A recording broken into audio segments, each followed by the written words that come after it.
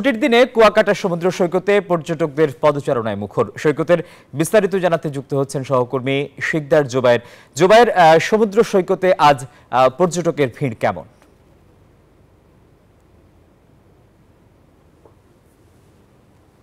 ধন্যবাদ। কুয়াকাটায় শুরু হয়েছে মাসব্যাপী পর্যটন মেলা, আর এই মেলাকে কেন্দ্র করে কুয়াকাটার সমুদ্র সৈকত সকাল থেকেই পর্যটকদের পদচারণায় মুখরিত ছিল। আর আমি এখন সেই পর্যটন মেলায় রয়েছি।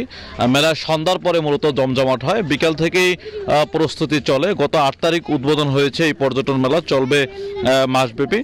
এখানে প্রশাসন উদ্বোধন করেছেন। আমরা দেখতে পাচ্ছি এখন কিছু কিছু লোক এসেছে যারা টিকিট কেটে প্রবেশ করছে।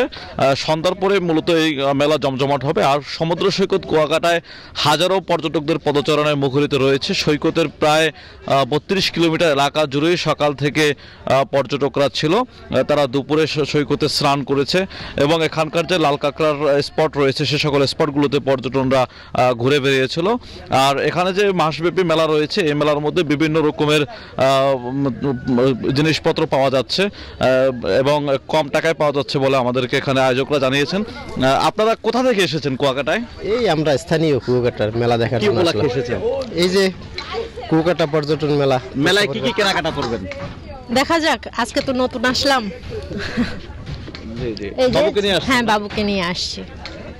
ধন্যবাদ। আমরা শুনেছি এখানে পর্যটকরা এসেছে মেলা পরিদর্শন করবে এখন এবং মেলায় কেনাকাটা করবেন। কুয়াকাটা সমুদ্র সৈকতের একই স্থানে দাঁড়িয়ে সূর্যোদয় ও সূর্যাস্ত অবলোকন করা যায়, যার কারণে বরাবরই কুয়াকাটা সমুদ্র সৈকতে পর্যটকদের পদচারণায় মুখরিত থাকে। এতটুকু ছিল কুয়াকাটা সমুদ্র সৈকত থেকে আমার কাছে এই মুহূর্তের সবশেষ টিপু।